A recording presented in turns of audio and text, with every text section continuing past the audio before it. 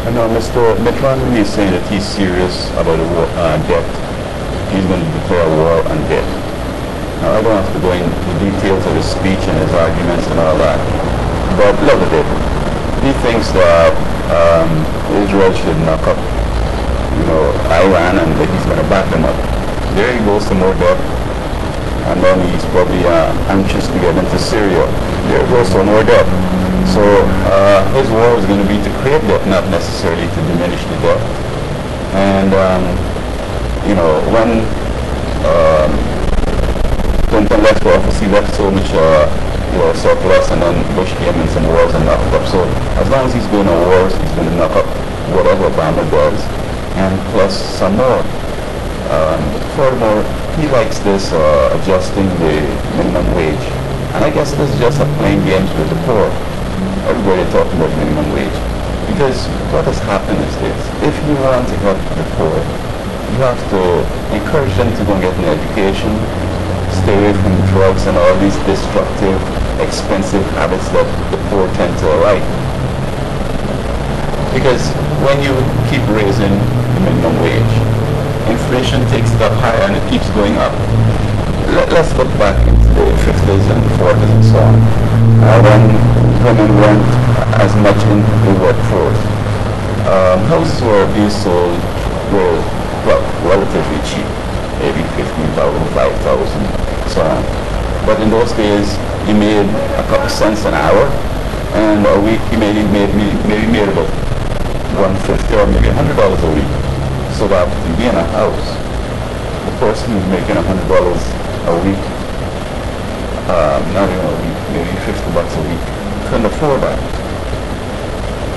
Now enter women, and now you have two members of the family working, and so at first they were able to get a house because the two of them combining the income, it was easy. But then again, inflation came and nipped it again, because you see, as long as the majority of people could afford something, you'll find that the demand is going to be so much overwhelming the supply that you have to raise the price. And all these other economic things. So that we look at India and China and these other places, Japan and so on, the dollar low, and people don't seem to be clamoring for big increases. They prefer probably job security and other benefits and so forth, which are still costs anyway. I think that when people are poor, if they really, really want to get rich, it's not by asking for higher wages or become a self-employed person charging people through the roof and so on.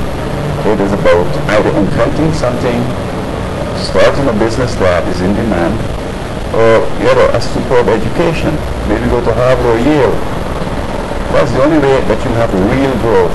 But if you're saying that, I'm poor and I'm trying to get some more welfare, or I'm going to make noise and get an increase, raise the minimum wage, things will keep going up, and you're still going to be low class. You're working for $500 a day, but you're still low class. And all that's happening is, it's creating this big deficit as far as trade is concerned, because our products are so expensive that folks can't afford to buy them. We realize now that maybe make it in China or in Japan, get it cheap, make some more money and so on.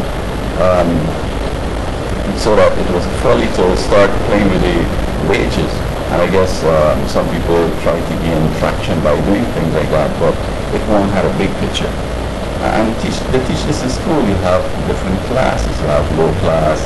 I think you have lower, upper lower, and lower, middle, upper, middle, and all that stuff. So, things just keep moving up. That's all. And then these big executives getting millions of dollars a year, 100 million, 50 million.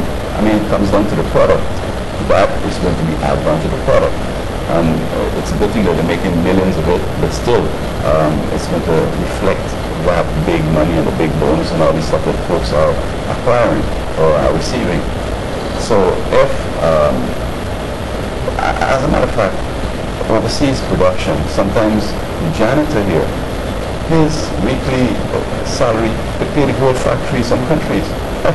So when you have economic reality of comparative advantage, you're going to be able to make products cheaper than you all the time, and they're supposed to get the market. But then of course you have bundle diplomacy and other things that don't make that. We can give you aid and so on and so forth. So when Romney's talking about he's serious about debt reduction, I stuck to that. As a warmonger, as somebody who's anxious to get to Iran, Syria, and other follies around, even seem to want to get to Chavez, Hugo Chavez. So he's going to just run into the run. Either he, Bush, or whoever comes on. I mean, I hope that it's not over, because the kind of a hidden agenda these people have, that's supposed to end it once and for all.